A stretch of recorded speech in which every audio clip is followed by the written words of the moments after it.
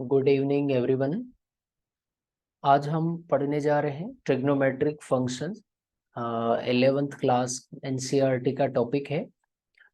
जो भी ये क्लास देख रहे हैं चैनल को सब्सक्राइब जरूर करें। चलिए let's study trigonometric function.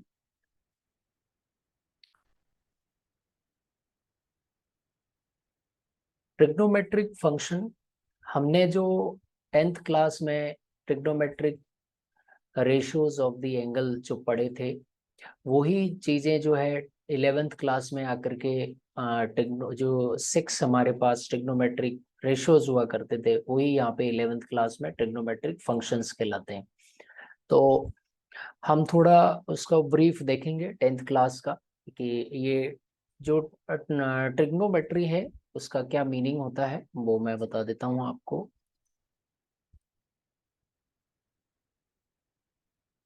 Trigonometry, so tree जो है इसका मीनिंग होता है थ्री।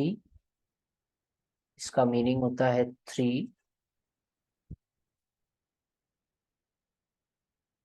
ट्री एंड ये कौन जो है इसका मीनिंग होता है यहाँ पे साइड्स। और मेट्रॉन, मेट्री जो ये इस मेट्रॉन बोलेंगे इसको, इसका मीनिंग हो जाएगा हमारे पास मेजर। तो थ्री साइड्स को मेजर करना, ये ग्रीक वर्ड है ट्रिग्नोमेट्री, इससे डिराइव्ड हुआ है और ये इनका मीनिंग होता है। तो हम आगे बढ़ते हैं और वो देखते हैं कि ये ट्रिग्नोमेट्रिक रेशियोज वो कैसे फाइंड करते हैं और कौन कौन से जो है ट्रिग्नोमेट्रिक रेशियोज होते हैं। तो ट्रिग्नोमेट्रिक रेशियोज है वो एक राइट ट्रायंगल से फाइंड करते हैं हम। और राइट ट्रायंगल मैं यहाँ पे ड्रॉ कर देता हूँ। ये राइट ट्रायंगल आपका, ये राइट ट्रायंगल है, इसको लेबल कर देता हूँ ए बी एंड सी।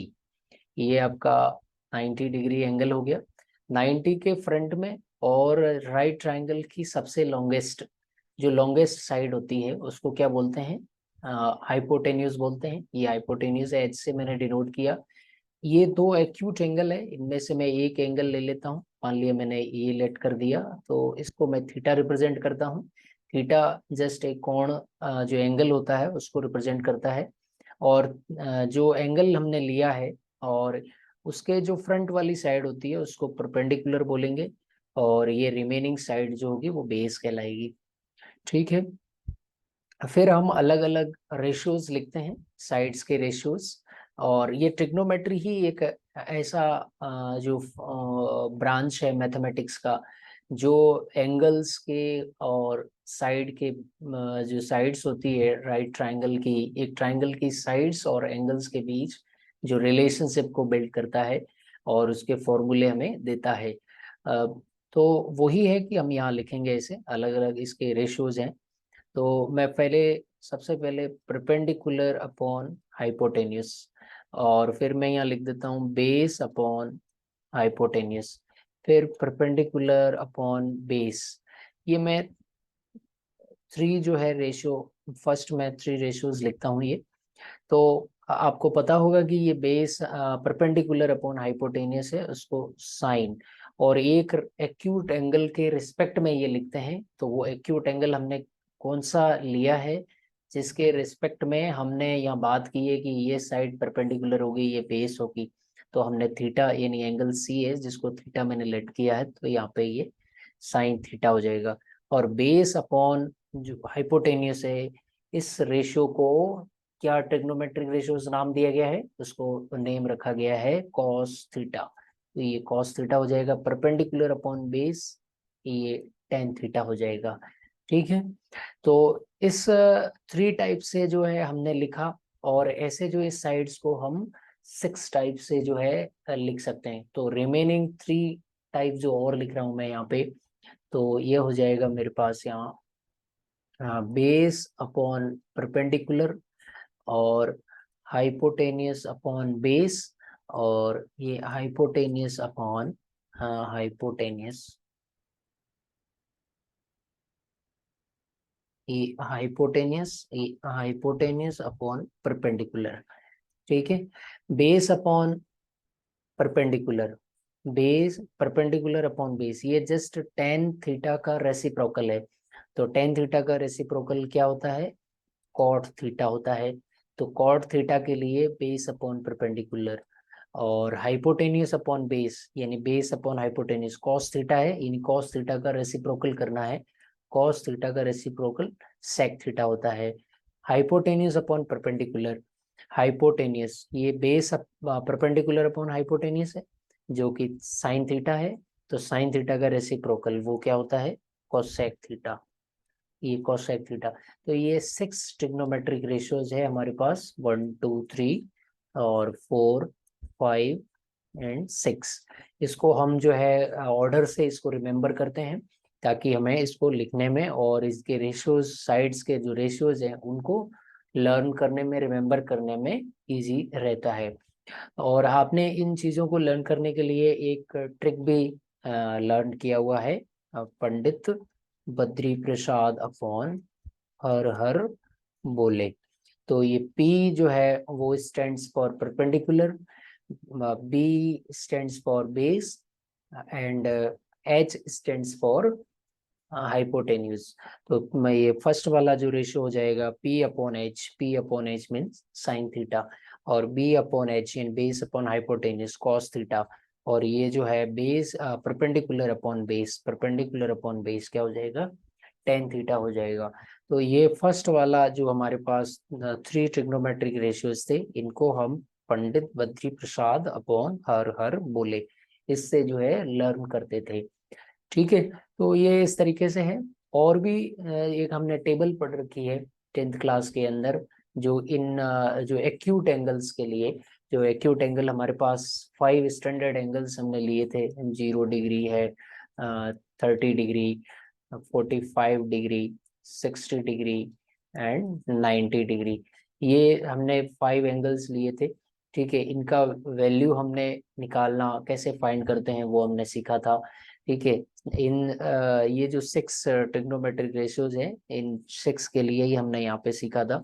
वो जो है 0 से 4 तक हम यहाँ पे काउंटिंग करते हैं, 1 2 3 4, फिर सब में 4 से डिवाइड लगा देते हैं, ये 4 से डिवाइड, फिर जो भी कैंसिल हो रहा है उसको कैंसिल कर देते हैं, फिर इनके सबके स्क्वायर रूट लेते हैं इस तरीके से, ये सब स्क्वायर रूट ऐसे। तो ये स्क्वायर रूट लेने के बाद जो भी यहाँ आता है, ये जैसे 0 आएगा, ये 1/2 आएगा, ये 1/√2 आएगा, ये √3/2 आएगा, ये 1 आएगा।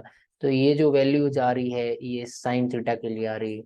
और फिर यहाँ से बैक से ऐसे लिखना शुरू कर देते हैं, 1, ये √3/2, यहाँ ये 1/√2, ये 1 और ये 0। तो ये cos थीटा की वैल्यू, इस तरीके से हमने टेबल बनाना ये सीखा था। ठीक है, तो हमें क्या करना है कि फर्स्ट जो लाइन है, ये फर्स्ट रो को तो बिल्कुल माइंड में बिठाना ही है कि साइन थीटा की वैल्यूज क्या होती है, ये सब काम में आएगी, बहुत अच्छे से काम में आएगी। ठीक है, तो ये जो मैटर था वो जो हमारे पास 10th क्लास का था, मैंने थोड़ा आपको रिवाइज करवाया और ये आपको याद रखना है ऐसे। ठीक है, अब हम आगे बढ़ते हैं और एक नई चीज हम पढ़ते हैं, जो है एंगल। ठीक है, हम पढ़ने जा रहे हैं कि एंगल क्या होता है। तो एंगल होता है, angle is the measure of rotation of a given रे अबाउट इट्स इनिशियल पॉइंट। हम एक, जैसे हमारे पास एक लाइन है और एक इनिशियल पॉइंट से ये लाइन होगी। ठीक है, इस लाइन को जो रोटेट करता हूँ इस पॉइंट के अबाउट ही, मैं जब रोटेट करूंगा, मान लिया मैंने यहाँ तक रोटेट किया, तो ये यहाँ जब रोटेट किया है तो इस तरीके से मैं इसको ड्रॉ किया, और ये, तो ये जो यहाँ से यहाँ तक जो डिस्टेंस ट्रेवल हुई एक तरीके से, ये जो ये आपकी क्या कहलाएगी, आपकी इनिशियल लाइन कहलाएगी। इनिशियल, यहाँ आई है इनिशियल लाइन, इनिशियल लाइन हो जाएगी, और ये आपकी हो जाएगी टर्मिनल लाइन, या टर्मिनल साइड भी कह सकते हैं। ये टर्मिनल साइड होगी, ये इनिशियल होगी आपके। तो ये जो इनिशियल और टर्मिनल के बीच वाला जो ये गैप आया हमारे पास, ये आपका एंगल बन गया है। और ये जितना यहाँ पे जो ये पूरा जो आप राउंड लोगे, एक रिवोल्यूशन होगा, उसका ये कितना हिस्सा है, वो ही आपका एंगल है इस तरीके से। तो देखिए ये कि जैसे यहाँ से यहाँ तक ये 60 डिग्री का हो गया, तो हम इसको ऐसे रिप्रेजेंट करते हैं कि ये 60 डिग्री का आपका एंगल है। और ये देखिए कि आपके पास जो क्लॉक होती है, ठीक है, उस क्लॉक के अंदर आप देखेंगे कि जब जो नीडल्स होती है हमारे पास, वो इस तरीके से रोटेट होती है, इस तरीके से जो है राउंड लेती है ये। लेकिन हम जो है ये बिल्कुल क्लॉक के ऑपोजिट में जा रहे हैं। तो क्लॉक के ऑपोजिट है, इसका मतलब ये कौन सी डायरेक्शन है, एंटी क्लॉकवाइज है। ये एंटी क्लॉक वाइज, ये डायरेक्शन कौन सी होगी इसकी, एंटी क्लॉकवाइज होगी, ये हमें रिमेम्बर रखना है। तो हमारा जो ये एंगल होगा, और ये हम जो एंगल पढ़ रहे हैं, ये डिग्री मेजर पढ़ रहे हैं, इसको डिग्री में मेजर करेंगे ये एंगल जो है। तो ये जो 60 डिग्री है, ये आपका पॉजिटिव होगा जब भी एंटी क्लॉकवाइज डायरेक्शन होती है। एक आपने बेस लाइन ले ली, इनिशियल लाइन जो ले ली, अगर उसके आप इस डायरेक्शन में एंगल आप मेजर करोगे इस तरीके से, ठीक है, तो ये आपका जो एंगल बना है, मान लेते हैं ये 120 डिग्री है, तो ये जो 120 डिग्री एंगल है वो आपका पॉजिटिव होगा, ये नेगेटिव नहीं होगा।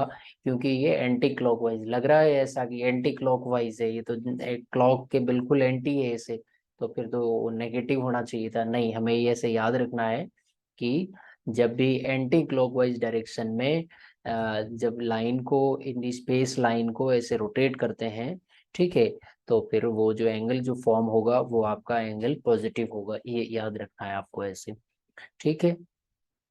नेक्स्ट, जैसे हम देख सकते हैं और भी, जैसे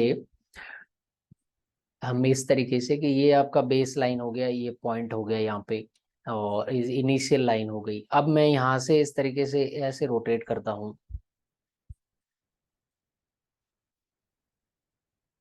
यहाँ से मैं रोटेट करता हूँ इस तरीके से, ठीक है, ये इस तरीके से।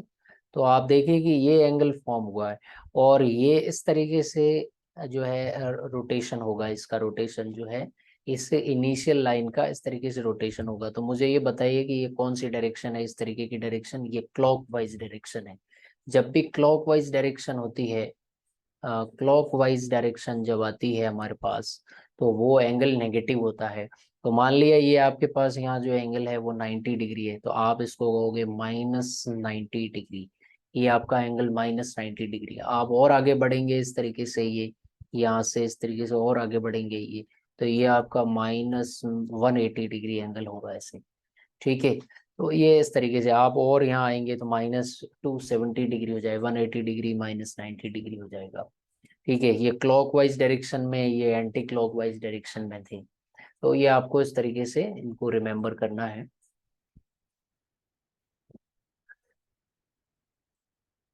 तो ये क्लॉकवाइज और एंटी क्लॉकवाइज डायरेक्शन हो गई है। और मैं आपको एक और चीज बताना चाहूंगा कि यहाँ पे, कि हम जब इनिशियल लाइन ले रहे हैं, मान लिया आपके पास ये इनिशियल लाइन है ऐसे, ये आपका पॉइंट हो गया, इसके लाइन, इस लाइन के जो है बिल्कुल आप एक पूरा जो राउंड ले लेंगे इस तरीके, एक चक्कर अगर पूरा हो जाता है, ये पूरा राउंड हो गया, तो फिर ये कितने डिग्री का एंगल बन गया आपके पास, 360 डिग्री। हमेशा याद रखना कि अगर एक राउंड हो जाता है, पूरा रिवोल्यूशन अगर कंप्लीट रिवोल्यूशन हो गया, तो फिर आपका जो एंगल फॉर्म होता है वो एंगल 360 डिग्री है, ये याद रखिएगा। और आप देखिएगा कि यहाँ पे जो आपने डायरेक्शन ली है वो बिल्कुल एंटी क्लॉकवाइज है,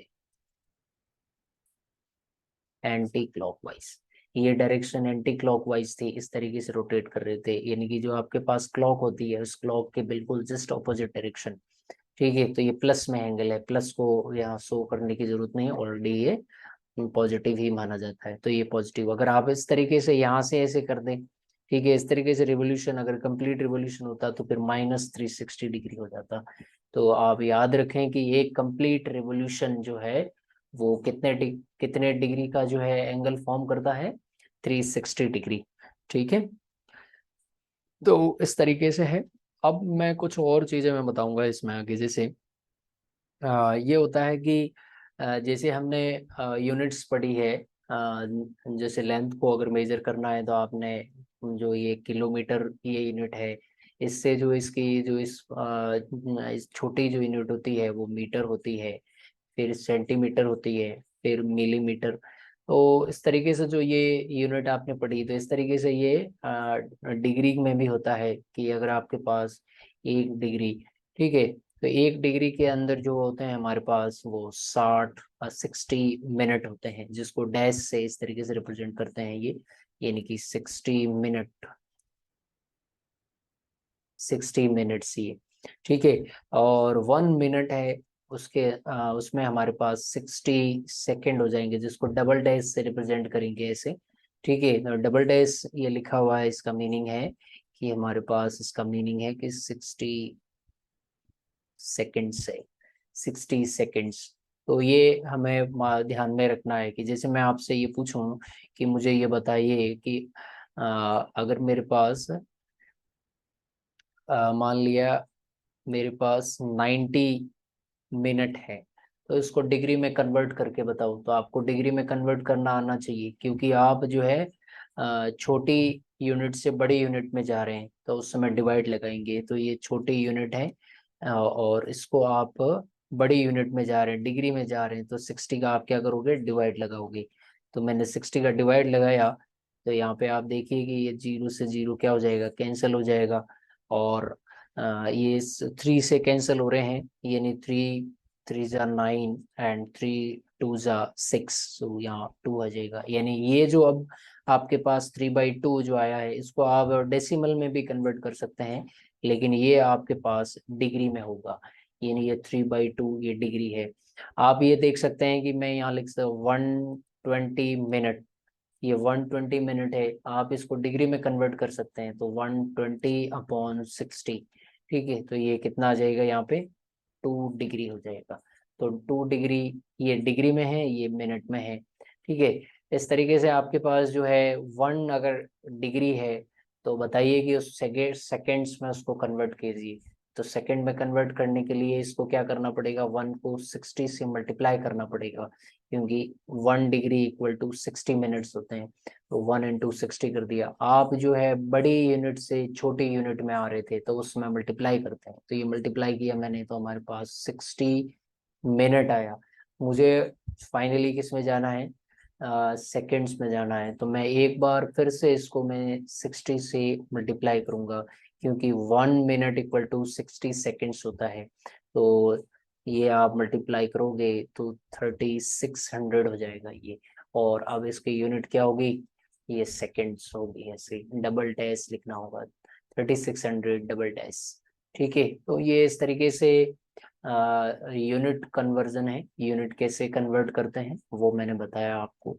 और ये भी ध्यान रखना है कि अगर मैं आपको बताऊं कि आ, ये आपकी इनिशियल लाइन है और ये आपकी टर्मिनल लाइन है, और यहाँ से यहाँ ऐसे रोटेट हुई है ये, ठीक है। ये यहाँ से यहाँ इस तरीके से रोटेट हुई है, और मैंने आपको मैं बता रहा हूँ कि यहाँ से यहाँ तक अगर रोटेट हुई है, तो मुझे मान लो 30 डिग्री से ये रोटेट हुआ है। तो 30 डिग्री से अगर रोटेट हुआ है, तो मुझे ये बताइए कि इसका फिक्स जो है वैल्यू क्या होगा इस एंगल का। इस एंगल का वैल्यू होगा -30 डिग्री। वाई, बिकॉज ये आपका एंड क्लॉकवाइज रोटेशन है इसका। क्लॉकवाइज रोटेशन होता है तो उसको नेगेटिव, जो नेगेटिविटी के साथ मेजर करते हैं, यानी -30 डिग्री, इस तरीके से। तो ये थोड़ा आपको जो है माइंड में रखना है ऐसे। तो ये हमने जो पढ़ा है डिग्री मेजर, जो एंगल पढ़ा, और जिसके अंदर हमने देखा कि ये डिग्री मेजर,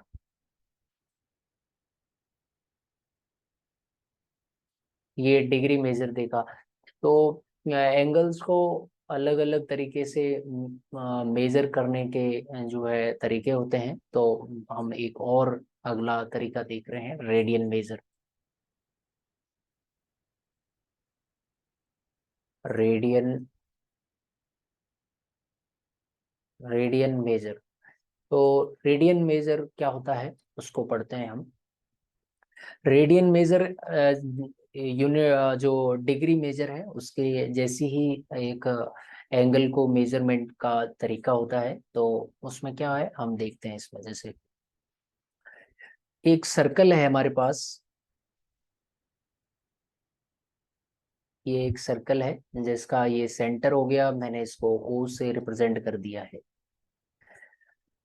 अब आप देखिए कि ये जो सर्कल है इसकी जो रेडियस है वो मैं मान लेता हूँ 1 यूनिट है। ये 1 यूनिट हो गई। अब इसी सर्कल पर जो ये इसकी सरकमफेरेंस है इस पर मैं एक आर्क लेता हूँ और उसका लेंथ भी 1 यूनिट है।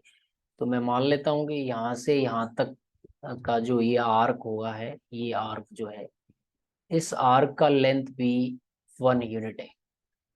इस आर्क का लेंथ जो सरकमफेरेंस है फुल, ये जो कंप्लीट सरकमफेरेंस है इसका एक पार्ट है यहाँ से यहाँ तक, और मैंने बोला है कि इसका लेंथ भी, ये कंसिडर करना है जस्ट आपको कि इसका लेंथ भी 1 यूनिट है और ये जो रेडियस है वो रेडियस भी 1 यूनिट है।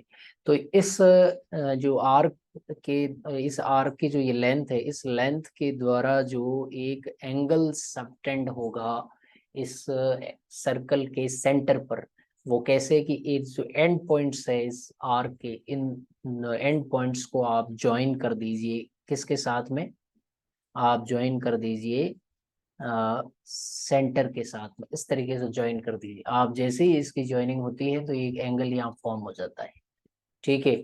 और जब आर्क का लेंथ आपके पास 1 यूनिट है और सर्कल का रेडियस जो है वो 1 यूनिट है, तो उस कंडीशन में आपके पास ये जो एंगल फॉर्म होता है वो 1 रेडियन होता है।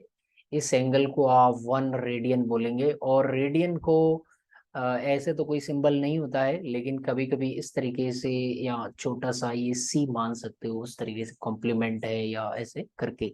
लेकिन ये आप बार बार हम नहीं लिखेंगे, अभी मैं जस्ट इसको समझने के लिए बता रहा हूँ ऐसे। तो ये 1 रेडियन आपका एंगल है, ये लेंथ हो गई 1 यूनिट, और ये आपके पास है 1 यूनिट रेडियस इस सर्कल की। ये इसकी जो है डेफिनेशन है, मुख्य छोटी सी डेफिनेशन कह सकते हैं हम। जैसे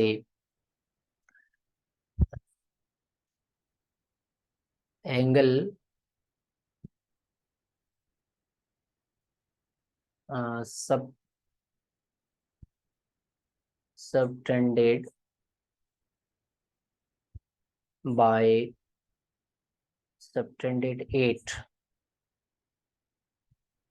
subtended 8 the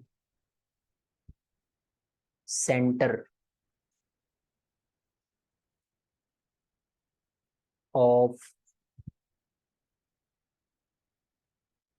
of a of a circle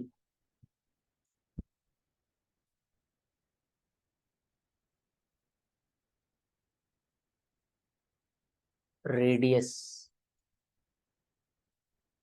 1 unit, radius 1 unit, radius 1 unit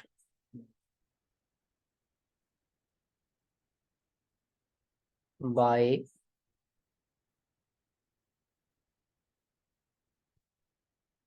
an arc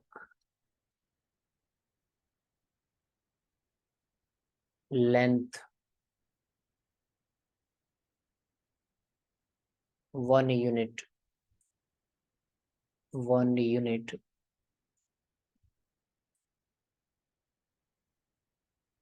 is said to be is said to be called is said to be called uh, a measure of 1 radian.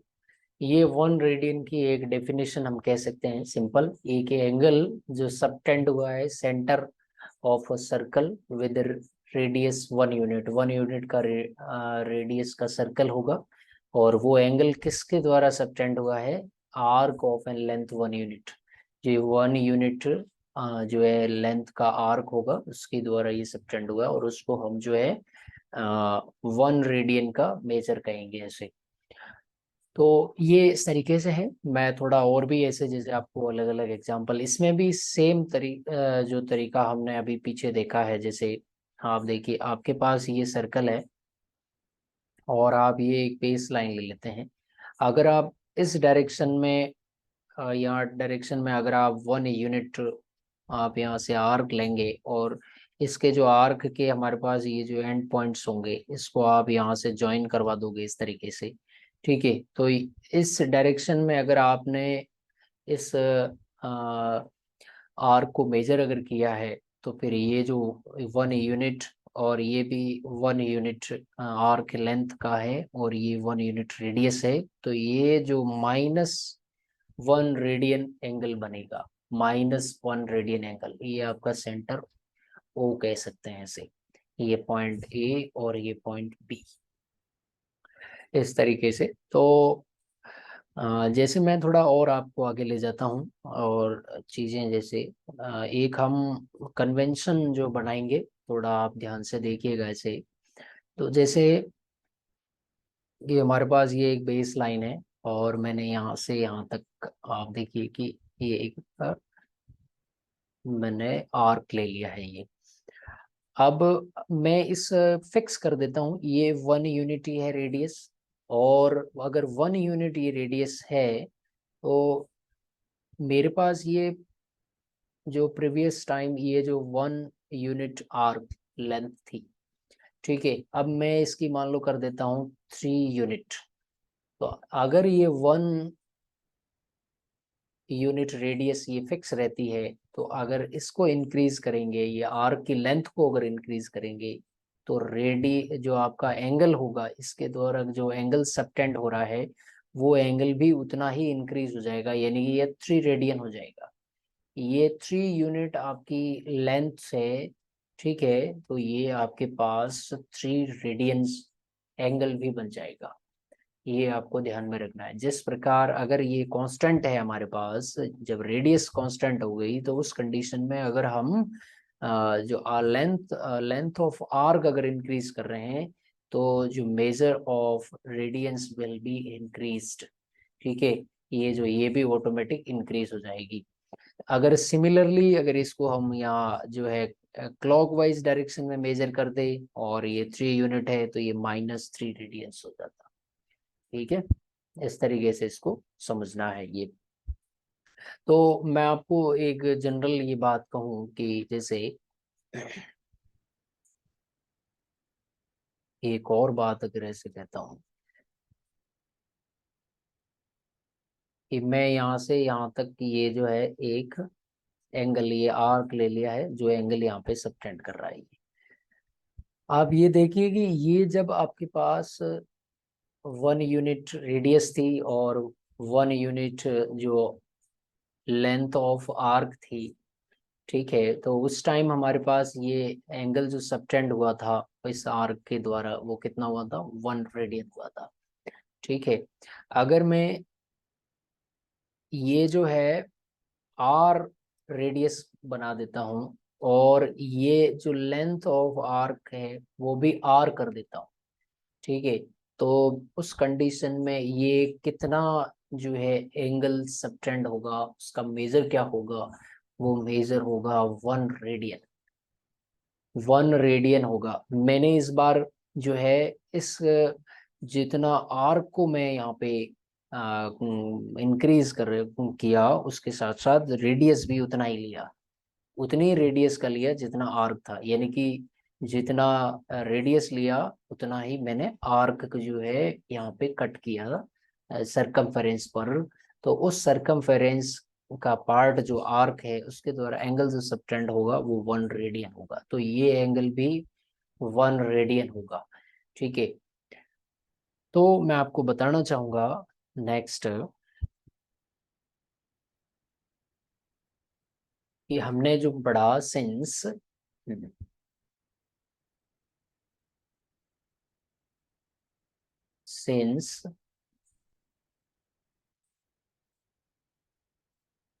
An arc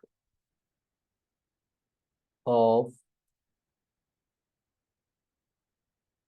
length r, an arc length of length r in a circle with radius r, subtends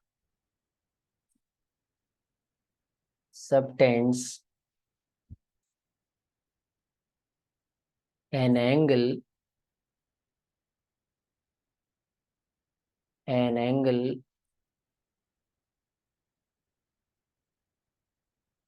at the center of a circle equal to, जब हमने ये देखा यहाँ पे कि जब हमारे पास are radius का सर्कल है और आर लेंथ का आर्क है, तो वो जो है कितना एंगल सबटेंड कर रहा है सेंटर पे, 1 रेडियन। तो मैं यहाँ पे लिखूंगा ये 1 रेडियन, ठीक है। अब मैं आपको आगे therefore an arc of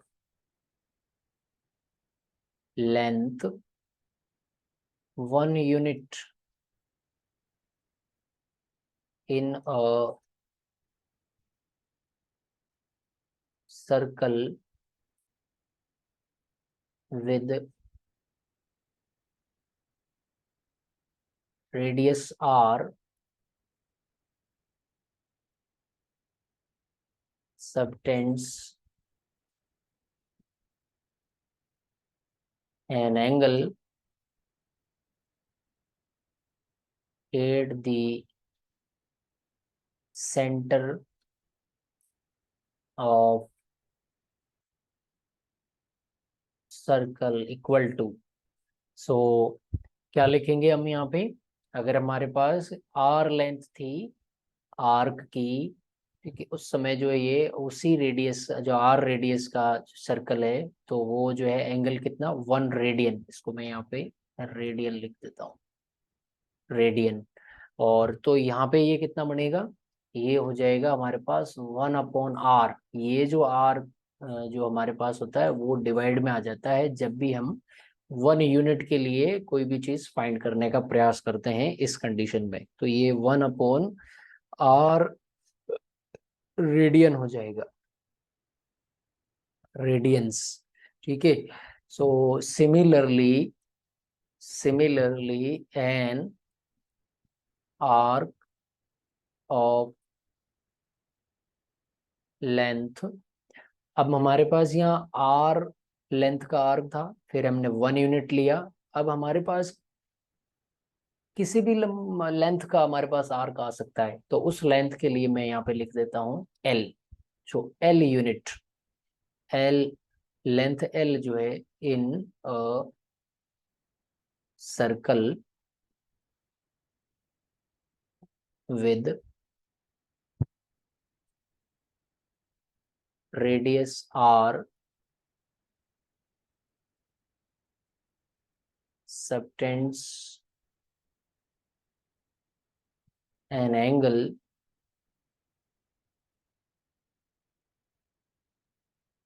center of that circle L/r radians. वो L/r, वाई, बिकॉज यहाँ पे आपका जो 1/r था, तो यहाँ L क्या हो जाएगा, यहाँ मल्टीप्लाई होगा, तो ये 1 से ये 1/r × L लिखूंगा, तो ये L मल्टीप्लाई होकर के L/r ही होगा। तो हमारे पास एक फॉर्मूला जनरेट हो गया है कि हमारे जब L लेंथ का हमारे पास जो आर्क होगा किसमें, R रेडियस के सर्कल में, और तो वो एल लेंथ का आर्क है, वो सर्कल के सेंटर पर जो है कितनी मेजर का जो एंगल सबटेंड करेगा। तो हमारे पास ये फॉर्मूला जनरेट हो गया, और उस एंगल को, ये जो एंगल है इसको मैं यहाँ थीटा से रिप्रेजेंट करता हूँ, और इसको लिख देता हूँ L/R। ये एक फॉर्मूला जो हमें याद रखना है ऐसे कि ये फॉर्मूला कैसे आया, वो इस तरीके से हमने लिखा है, इसको डिराइव कर दिया एक तरीके से। तो थीटा इक्वल टू L/R। ध्यान रखें कि ये थीटा जो है वो किस में होगा, रेडियन में होगा। ये रेडियन में माप होगी। L/R जो भी होगा, L जो होगा यानी कि ये L है, यानी मैं ये सर्कल मेरे पास है, तो यहाँ से ये बेस लाइन में ले लेता हूँ एक, और मान लिया मैंने यहाँ से यहाँ तक जो जो लेंथ है वो आर्क एक लिया है, तो उसकी लेंथ मैंने L बोल दी है। और ये इसके एंड पॉइंट्स है, इन एंड पॉइंट्स को मैं यहाँ से इस तरीके से ज्वाइन करवा देता हूँ। तो आप देखिए कि ये जो एंगल एक सबटेंड हो रहा है वो एंगल, और ये रेडियस हो जाएगी R। तो इस एंगल का जो वैल्यू अगर निकालना है, मेजर अगर निकालना है इसका मेजरमेंट, तो मेजरमेंट क्या होगा, L/R। फिर आपके पास ये गिवन है और ये गिवन है, तो ये आप फाइंड कर सकते हैं। आपके पास ये गिवन है या और ये गिवन है, तो लेंथ ऑफ आर्क फाइंड कर सकते हैं। आपके पास लेंथ गिवन है और एंगल गिवन है कि इतनी जो है लेंथ का आर्क है, वो इतना इतना जो है एंगल सबटेंड कर रहा है सेंटर पे, तो वो उस सर्कल का रेडियस क्या होगा। So we can find radius of that circle very easily. Are you getting my points you all? ठीक है, इस तरीके से हम इसको समझ सकते हैं, और ये बहुत काम आएगा फॉर्मूला, अच्छे से इसको याद रखना है। नेक्स्ट आप देखिए, एक और चीज मैं आपको बताना चाहूंगा, जैसे हमने थोड़ा इसमें देखा था अभी जस्ट, ये उसी को मैं फिर से डायग्राम ड्रॉ करता हूँ। ये आपके पास एक सर्कल है, और ये एक बेस लाइन ले लेता हूँ। मैंने आपको फर्स्ट एक सर्कल लिया था जिसमें ये बताया था कि ये 1 यूनिट रेडियस का सर्कल लिया था, ठीक है। तो इसी 1 यूनिट के हमारे पास सर्कल में ये 1 यूनिट का है। तो अगर मैं आपसे पूछूंगी इसका कंप्लीट जो ये सरकमफेरेंस है, इसका जो फॉर्मूला क्या होता है, how to find complete circumference of a circle, ठीक है, इफ रेडियस इज R। तो अगर आपको सरकमफेरेंस निकालना है तो वो उसको निकालते हैं 2πr से, ठीक है। R क्या होता है, सर्कल की रेडियस होती है, ये सर्कल की रेडियस, ठीक है। आप देखिए कि अगर मेरे पास 1 यूनिट रेडियस है, ठीक है, तो मेरे पास जो कंप्लीट जो सरकमफेरेंस आएगी वो क्या आएगी, 2π ही आएगी। ये 2π, यानी कि ये सरकमफेरेंस आई, यानी कंप्लीट आपके पास क्या आ गया, ये आपके पास आर्क आ गया। यानी कि आर्क क्या है, इसका कंप्लीट इसका कंप्लीट जो है सरकमफेरेंस ही आर्क बन गया है। तो जब आप एक पूरा रोटेशन हो रहा है, यानी यहाँ से यहाँ तक इस तरीके से, तो इसमें कितना एंगल जनरेट हो रहा है, 2π। और तो आप ये सीधा कह सकते हैं कि 1 यूनिट के 1 यूनिट रेडियस के सर्कल में जो आर्क जो होगा, यानी जो 2π अगर आर्क है, तो उस कंडीशन में यहाँ पे आपका एंगल बन रहा होगा वो भी कितना होगा, 2π होगा, ठीक है। कैसे पता चला कि आपने 1 यूनिट रेडियस का सर्कल लिया, ठीक है, और उसमें आपने ये जो है आर्क कितना है आपके पास, आर्क है आपके पास 2π। तो उस कंडीशन में जो ये जो एंगल जो जनरेट होगा वो भी कितना होगा, 2π होगा। क्योंकि आप यहाँ से लेकर के यहाँ तक पूरा जो आ रहा है वो आपका एंगल ही जनरेट हो रहा है, यानी कि कंप्लीट रिवोल्यूशन हो रहा है। तो आपने यहाँ 2π आपने जो एंगल, ये रेडियन में है, ये रेडियन में है, इस बात का ध्यान रखें, 2π रेडियन ये एंगल जो जनरेट हुआ है वो। और आपने जो पीछे पढ़ा था ये आपने यहीं पे पढ़ा था ये कि अगर आप डिग्री मेजरमेंट जब कर रहे थे, डिग्री मेजर जब सीख रहे थे, उस समय आपने ये जो कंप्लीट रिवोल्यूशन जब किया, so 1 complete revolution, complete equal to 360 degree. जब आपने यहाँ पे ये कंप्लीट रिवोल्यूशन ऐसे सीखा है, ठीक है, तो ये आपका 360 डिग्री है, और ये किस में, डिग्री मेजर में। और अभी आप सीख रहे हैं ये रेडियन मेजर, इसमें आपके पास कंप्लीट रिवोल्यूशन कितने में आया है, 2 पाई, 2 पाई में। तो आप ये कह सकते हैं कि 2 पाई इक्वल टू, क्योंकि ये भी कंप्लीट रिवोल्यूशन है और वो भी जो है डिग्री मेजर में वो भी कंप्लीट रिवोल्यूशन। सो ये 2 पाई है, और ये इधर वो जो निकल के आ रहा था वो 360 डिग्री आ रहा था। तो यहाँ से हम एक जो है अगेन एक फॉर्मूला जनरेट करेंगे कि ये 2 जो है इधर डिवाइड लग जाएगा। तो आप देखिए कि ये डिवाइड होकर के आपके पास 180 आ जाएगा। तो पाई इक्वल टू आपके पास क्या बन के आ रहा है, 180 डिग्री। ठीक है, तो ये डिग्री में है और ये रेडियन में है, इस बात का ध्यान रखें। मैंने 2 का दोनों साइड डिवाइड लगा दिया ये इस तरीके से। तो आप यहाँ से ऐसे भी निकाल सकते हैं कि ये अगर रेडियन में है तो मैं यहाँ 1 radian equal to 180 upon pi, और ये डिग्री। ठीक है, और आप यहाँ से ऐसे भी निकाल सकते हैं कि 1 डिग्री, जैसे मैं इसको थोड़ा जैसा है वैसा ही बताता हूँ कि ये 180 है, इसका डिवाइड लगा देता हूँ इस साइड, तो पाई अपॉन 180। ठीक है, और इस साइड तो रेडियन है इसलिए मैं रेडियन लिख देता हूँ, ये रेडियन। और ये 180 का डिवाइड लग गया तो यहाँ पे क्या बन गया, 1 डिग्री। तो ये इस तरीके से भी, यानी 1 degree equal to pi upon 180 radian. ठीक है, और 1 radian equal to 180 upon pi, और ये डिग्री। तो ये थोड़ा आपको माइंड में रखना है ऐसे कि 1 डिग्री जो है वो कितना होता है और 1 रेडियन कितना होता है। और इसको आप जब सॉल्व करेंगे 1 रेडियन को, ठीक है, यानी 180 है, और इसमें पाई का वैल्यू कितना होता है 3.1415, इस तरीके से। तो जब आप इसका डिवाइड लगा रहे होंगे तो आपके पास अप्रोक्सीमेटली जो वैल्यू आएगी वो 57 डिग्री और 16 मिनट, ये अप्रोक्स है। ठीक है, ये अप्रोक्स है, और भी इसमें सेकंड्स निकल के आ सकते हैं जब आप डिवाइड लगाते रहोगे इसमें। ठीक है, तो लेकिन अप्रोक्स वैल्यू ये होती 57 डिग्री 16 मिनट। ठीक है, इस तरीके से आप यहाँ पे ये भी निकाल सकते थे, यानी पाई का वैल्यू हमारे पास कितना होता है 3.1415 ऐसे, और ये 180। ठीक है, तो ये आपके पास जो 1 डिग्री की वैल्यू भी रेडियन में आ जाएगी। 1 डिग्री कितने रेडियन के, रेडियंस के बराबर होता है, और ये 1 रेडियन इक्वल टू, ये 1 रेडियन, ये 1 radian equal to 57 degree 16 minute. ठीक है, आप इसको कंप्लीट जो है डिग्री में ही लिख सकते हैं, तो इसको फिर से कन्वर्ट करना पड़ेगा डिग्री में, 16 अपॉन 60 लिखना पड़ेगा उसमें। ठीक है, तो ये चीज आपको ध्यान में रखना है और याद भी रखना है। अब हम एंगल कन्वर्ट करना सीखेंगे रेडियन से डिग्री में, डिग्री से रेडियन में।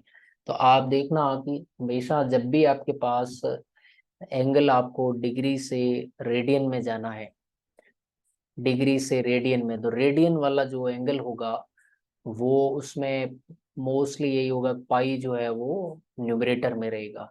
इस पाई का ध्यान रखना है कि वो न्यूमरेटर में रहे, तो ऑटोमेटिकली आपके पास जल्दी से, मैं आपको जल्दी से इसको फाइंड आउट करना सिखाऊंगा माइंड्स। और जब भी आपके पास रेडियन है तो उसको डिग्री में कन्वर्ट करना भी। तो आप देखेंगे आपके पास जब भी डिग्री में कोई एंगल दे रखा है, जैसे आपको, और एक और चीज मैं थोड़ा बता देता हूँ मैं पहले, कि ये बार बार हम रेडियन नहीं लिखेंगे।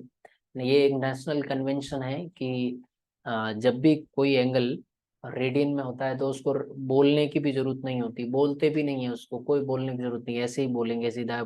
ये पाई/180 है, इसका मतलब ये रेडियन में हो गया है। पाई/180 ये एक रेडियन में एंगल है, और जिसको हम बोल सकते हैं 1 डिग्री। ठीक है, ये 1 डिग्री है, और अगर ये पाई/180 इसका मतलब ये रेडियन में है एंगल ये।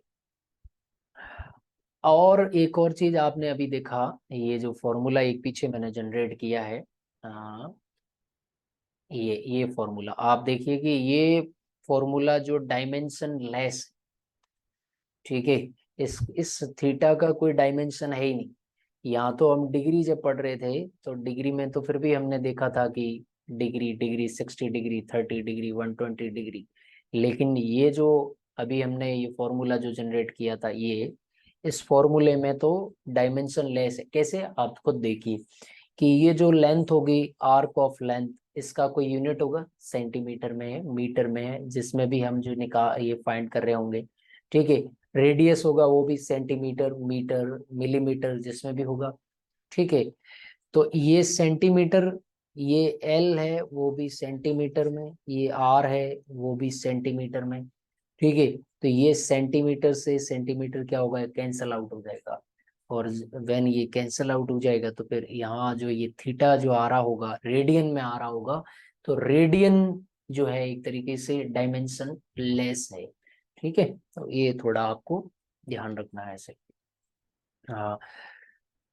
अब मैं आपको सिखाता हूँ कि ये कैसे हम कन्वर्ट करते हैं जो है रेडियन को डिग्री में, डिग्री को रेडियन में। तो जैसे हमारे पास एक एंगल लेते हैं सिंपल 60 डिग्री। तो थोड़ा माइंड में आपको बिठाना है कि जब भी आपके पास डिग्री है और आपको कन्वर्ट करना है रेडियन में, तो आप क्या करेंगे, सीधा उसको पाई बाई 180 से मल्टीप्लाई करा दो। पाई बाई 180 ऐसे तो मैं लिख देता हूँ यहाँ पे फॉर्मूला कि radian measure equal to pi upon 180 into degree measure. ठीक है। और degree measure equal to 180 upon pi equal to radian measure, ये ऐसे लिख सकता हूँ। लेकिन मैं ऐसा नहीं चाहता हूँ कि आप फॉर्मूलों के चक्कर में पड़े। मैं चाहता हूँ कि आप जल्दी से कैसे उसको निकाल सकते हैं, फाइंड आउट कैसे करेंगे ये। ठीक है। तो जब भी आपके पास डिग्री में अगर एंगल गिवन है और आपको रेडियन में उसका वैल्यू निकालना है, तो रेडियन में कितना आएगा वो, तो आप क्या कीजिए, पाई अपॉन 180 से मल्टीप्लाई करा दीजिए डायरेक्ट ऐसे। अब आप इसको सॉल्व कर दीजिए, ये जीरो से जीरो कैंसिल हो जाएगा, और 6 3 जा 18। तो ये यानी आपके पास क्या बचा, पाई बाई 3। तो हम पाई बाई 3 बोलेंगे, इट मीन्स ये रेडियन में एंगल है, और इसका अगर डिग्री में बोले तो ये 60 डिग्री होगा। यानी कि ये 60 डिग्री और पाई बाई 3 ये रेडियन। अब मैं बार बार रेडियन नहीं लिखूंगा ना बोलूंगा। ठीक है। ये एक नेशनल कन्वेंशन है, बोलने की कोई जरूरत नहीं है इसमें। ठीक है। और वो जो थी एल अपॉन आर था, एल अपॉन आर ये थीटा था, ये भी रेडियन में ही एंगल आ रहा था, जिसमें रेडियन बोलने की जरूरत नहीं होती है। तो ये पाई बाई 3 बोलने की कोई जरूरत नहीं, नहीं बोलते हैं इसमें ऐसे। ठीक है। पाई बाई 3 बोला, इसका मतलब ये रेडियन में, ये अंडरस्टूड है बात ये। ठीक है। और देखते हैं आगे जैसे। और आपको अगर इसी को कन्वर्ट करने की जरूरत पड़ जाएगी कि आपको कैसे कन्वर्ट करना है, तो आपने अभी यहाँ देखिए कि पाई इक्वल टू 180 डिग्री। पाई किसके इक्वल है, 180 डिग्री के इक्वल है।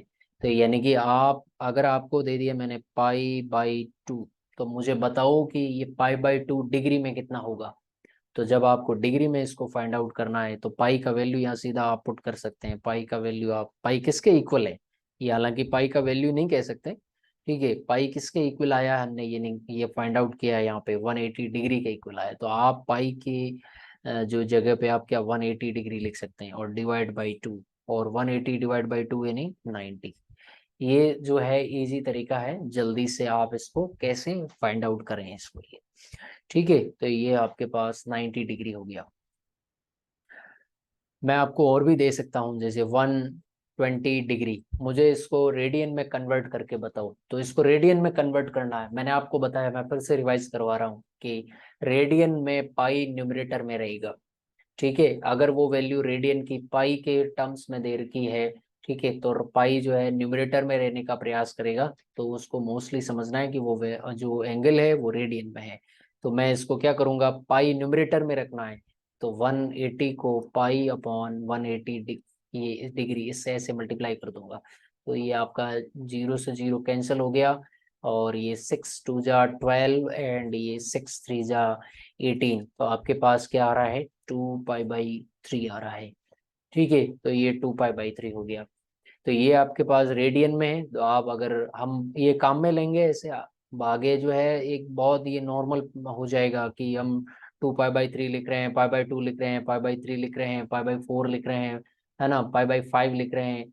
ये बहुत नॉर्मल हो जाएगा और आपको ये दिमाग में बैठ जाना चाहिए कि मैंने π/2 बोला है, इसका मतलब माइंड में आपका सेंस आना चाहिए कि हम 90 डिग्री की बात कर रहे हैं डिग्री मेजर में, और ये π/2 है वो रेडियन मेजर है ये। ठीक है, तो हम ये बार बार ऐसा लिखेंगे ऐसे, तो 180 डिग्री और 2π/3, इस तरीके से। मुझे आप और भी ऐसे बता सकते हैं 30 डिग्री, ये 30 डिग्री का रेडियन मेजर बताओ देखिए। ठीक है, रेडियन मेजर क्या होगा इसका, तो मैंने अभी आपको बताया कि पाई आपको न्यूमरेटर में रखना है, तो 30 इंटू क्या करो π/180 डिग्री। ठीक है, तो ये आपका कैंसिल हो जाएगा ऐसे, और 3 6 18, यानी आपके पास आ रहा है π/6। ठीक है, तो ये आपके पास इसका एक वैल्यू है, ये 120 के लिए आपने अभी यहाँ पे निकाला ये, और अभी आपने ये 60 के लिए निकाला ये। ठीक है, और ये आपका था किसके लिए, π/2 या 90 डिग्री के लिए, ये अलग अलग आपने निकाले हैं ऐसे। तो आपके पास कोई भी अगर ऐसे दिया जा सकता है कि कितना ही बड़ा एंगल दिया जा सकता है, मान लो ये इस तरीके का एंगल आ सकता है, इसको 40 कर देता हूँ मैं, है ना, 540 डिग्री है। आपको पूछा गया है कि इसको रेडियन में कन्वर्ट करके बताइए। ठीक है, तो रेडियन में कन्वर्ट करना है तो ये 540 इंटू π/180 डिग्री। ठीक है, तो π/180 डिग्री, तो आप क्या कीजिए, इसको ऐसे कैंसिल कर दीजिए, 0 से 0 कैंसिल, और 18 3 54, 18 3 54 मीन्स आपके पास 3π। ठीक है, ये 3π है। मैं आपको बोल देता कि आप मुझे 4π को डिग्री में कन्वर्ट करके बताइए, डिग्री मेजर में कन्वर्ट करो इसको। तो मैंने आपको बता रखा है कि जब भी आपको डिग्री मेजर में जाना है और पाई अगर कहीं आ रहा है आपके सामने, तो आप क्या कर दीजिए, पाई को क्या किससे रिप्लेस कर दीजिए, 180 से, क्योंकि ये आपने यहाँ सीखा है ऐसे, π = 180 डिग्री।